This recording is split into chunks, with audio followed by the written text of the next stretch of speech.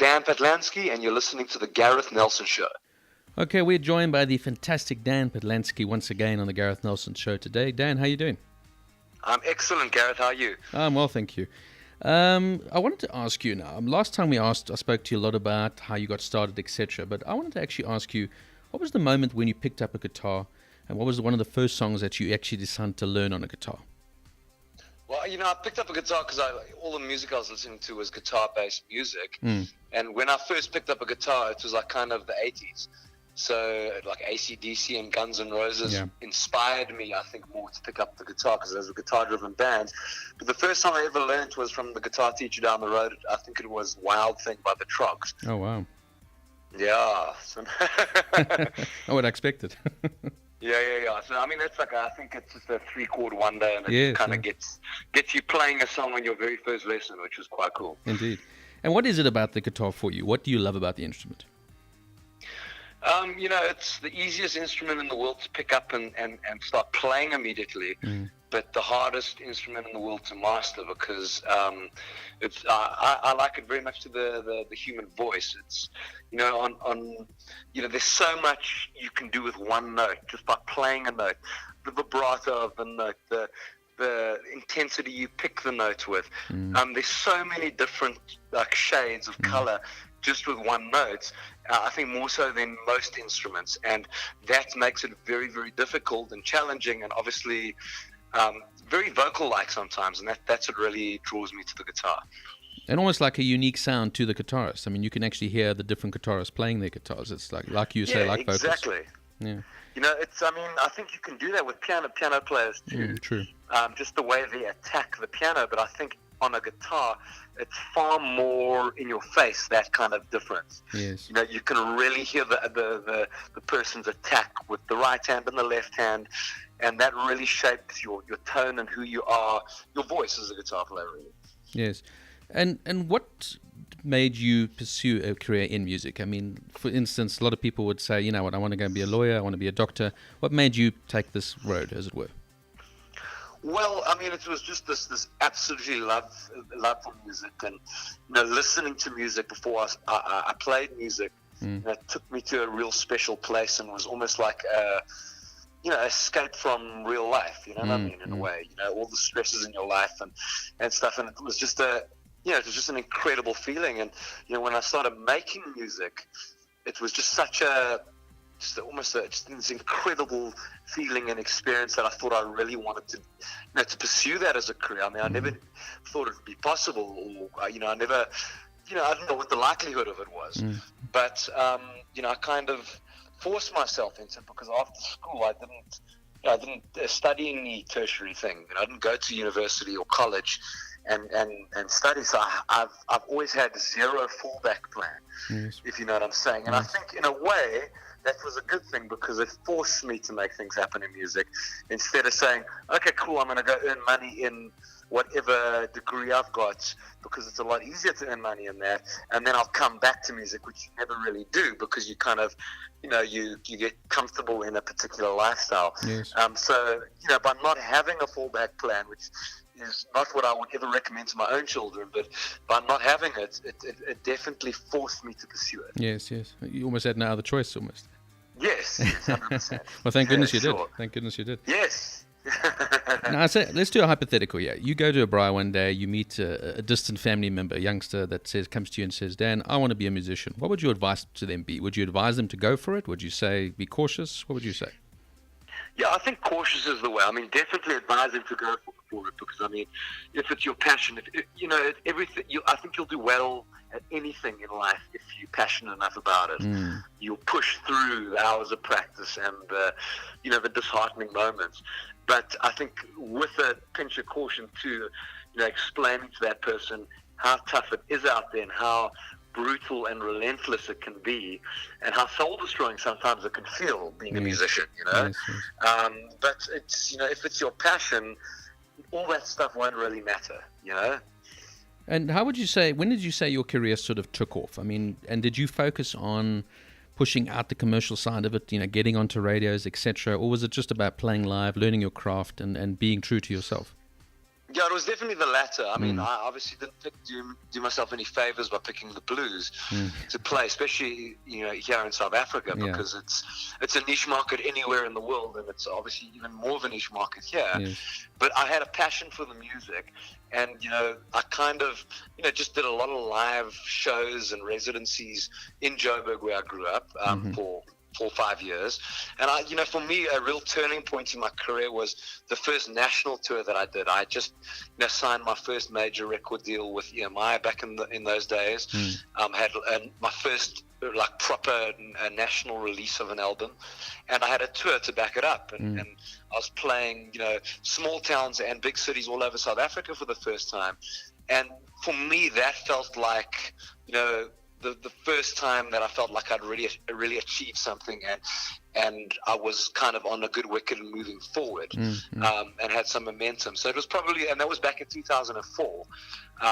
And it was all about just keeping that momentum up and not stopping touring, and just carrying on, just trying to get the word out there. Because that very first tour, I mean, in some of the places there, and most of the places, there was very minimal people at the shows, because I had sort of zero following. But so it was about going back and word of mouth and really pushing at it. And it took a lot of years of earning no money or very little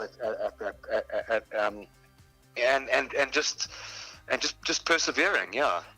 And what do you regrets in your music career? What would things that you would like to change or do differently? Yeah, I don't think there's much. I mean, I think there's, it is what it is, and I think all the mistakes that were made or bad decisions, they all kind of shape who we are as musicians today. Yes. All those experiences, they are kind of like learning curves. I mean, I probably would have practiced harder as a teenager. I was a fairly lazy kind of guitar player and musician. I just learned what I wanted to learn, just to kind of get across what I wanted to get across. And I think possibly if I worked on stuff that I know is important now in music and with my singing as well, I would have certainly started working on it a lot earlier on. And when you retire one day and put your guitar down for the last time, what would you like to look back on your career and say? What would you like your legacy to be, as it were? Well, it's a fantastic question. It's like, when you're a musician, it's quite a weird existence, because you're never quite satisfied of where you're at. I mean, 10 years ago, I would have said I could retire after I've just done 1 or 2 successful international tours on any level. I would have been happy with that. And now that we've done that a few times, there's obviously your standards kind of raise, and your vision broadens, and you want something else. So for me, looking back on my career, it's just I want to be able to have a decent following in most countries. I'm not saying I don't believe what I do is necessarily stadium kind of stuff, but it's just to play bigger and better venues and be able to see the world doing my job, and see fantastic places, meet fantastic people, and get all sorts of cultures and countries and people in those countries to hear my music and appreciate my music. I think would be a fantastic thing to look back on. And I know you've just got back from a recent trip to the UK and Germany. How was it? It was really good. Particularly the UK was good. It was our first time ever that we sold out all the shows in the UK. So I mean, it's been a long slog to get there. I mean, I've probably been touring the UK off and on for the last 5 years, and like anywhere, the first tour really, when we came to the UK, we had in some places 3-4 people, at shows, and when you play in London for the first time as a South African, it's almost a false sense of popularity, because we managed to sell out our first London show, but it was only ex-South Africans at the show, which is great, the support. But I mean, it kind of defeats the point of traveling 10,000 kilometers across the world. There's a whole bunch of expats. So, obviously, just the perseverance has really, it seemed to pay off, and we're moving to kind of a larger venue class in November. And then, so you're going back in November to the UK? Yes, yeah, we're back in the UK in November. And Germany again as well? Yeah, I'm not quite sure. It's very, very possible if it's in Germany, a couple dates, and possible Netherlands too. I think the guys are working on all the dates at this point. And then I know that you also have these Clarence Guitar Weekends where you like to teach people about guitar and give back, as it were. Tell us more a bit about that. Yeah, so it's a highlight of my year. We do it twice a year in Clarence. We do a winter one, which is coming up sometime in June, and we do a summer one, which is at the beginning of December always. And what it is 30 guitar players of any level, really.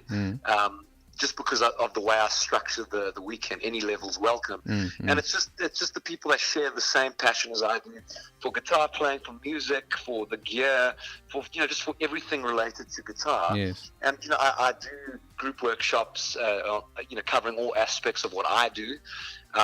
And what I think is the right way to go about things.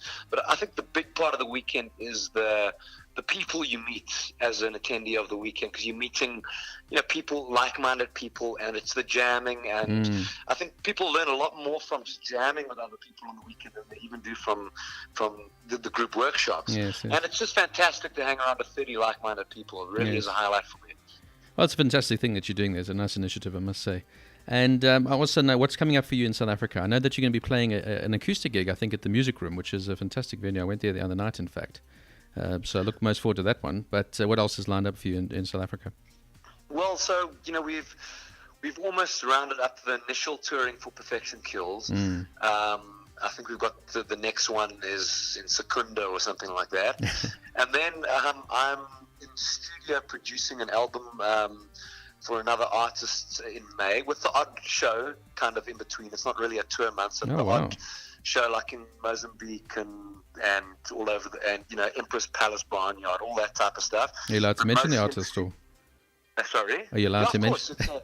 It's a young blues rock guy, very talented guy called Jonathan Paper. Okay. From Nelspruit originally. He lives in Pretoria now. Oh, wow. Very talented guy, great guitar player, good singer, great songwriter. So I'm doing his album in May. And then we kind of June will be also a couple more scattered electric shows. July some more acoustic shows, and then from September, October, November, it's South African tour, Australian tour, and back in the UK.